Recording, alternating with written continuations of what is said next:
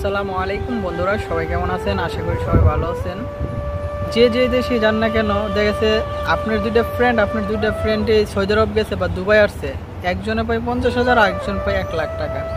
তো এটা কেন হয়? কারণ এটা হচ্ছে আপনার কাজের উপর ডিফেন্স করে। আপনি কোন কোম্পানিতে আসতেছেন বা কোন পজিশনে আছেন বা কতটুকু কাজ করতেছেন, ওইটার উপর কিন্তু নির্ভর করে। বা অনেকের ফ্যামিলি থেকে বলে যে আমার ছেলে বিদেশে গেছে, অল্প টাকা বেতন পায়, আরেকজনের ছেলে বিদেশে গেছে, সে বেশি টাকা বেতন পায়। ওইগুলো হচ্ছে আপনার কাজের উপর ডিফেন্স করে বা পজিশনের উপর ডিফেন্স করে। দেখেছে সে একটা কোম্পানিতে আসছে, তার বেতন কিন্তু অল্প। দেখা যাচ্ছে সে যেই কাজটা করে এই কাজের পাশাপাশি অন্য বাইরে কাজ করতে পারে। তো ওই ক্ষেত্রে হচ্ছে সে কোম্পানি থেকে যাই পাইলো, তারপরে এক্সট্রা কিন্তু আপনার বাইরে থেকে কাজ করে কিন্তু সে 20 টাকার মতন ইনকাম করতেছে।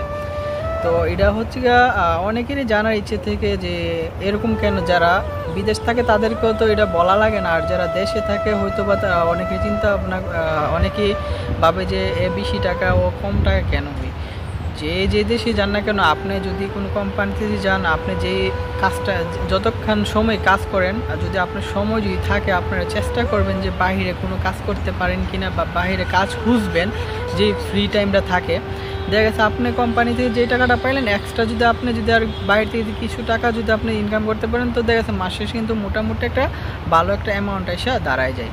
তো এভাবে মানুষ কিন্তু নিজের ইনকাম সোর্সটা বাড়ায়।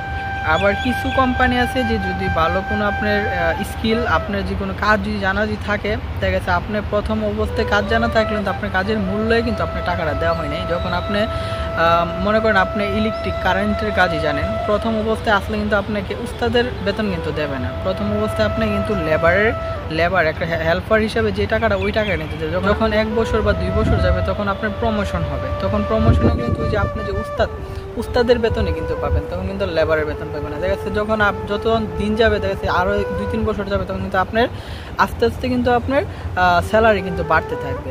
তো প্রথম অবস্থায় আইসে কিন্তু মানুষ কিন্তু ভালো পজিশনে যাইতে পারে না। ভালো পজিশনে যাইতে গেলে কিন্তু অনেক সময় দরকার, ধৈর্যর দরকার।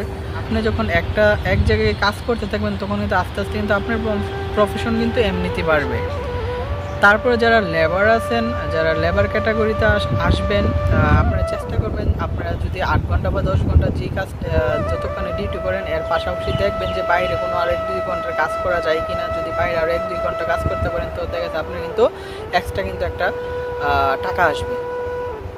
তো যারা নতুন আসবেন বিদেশ, এইসব বিষয়গুলো দেখবেন, আপনি কিভাবে সবাই কিন্তু টাকা ইনকাম করার জন্য বিদেশে আসে। তো যে দেশে, দুবাই বলেন, সৌদি আরব বলেন বা অন্য ওমান বলেন, যে দেশে যান না কেন, আপনার বেসিক যদি কোম্পানি যদি থাকেন, তো কোম্পানিতে থাকার পাশাপাশি দেখবেন এক্সট্রা কোনো কাজ করার সিস্টেম আছে কিনা। তো এক্সট্রা কাজ করার সিস্টেম থাকলে হচ্ছে আপনি ভালো টাকার মতন কিন্তু মাস শেষে একটা স্যালারি আসবে।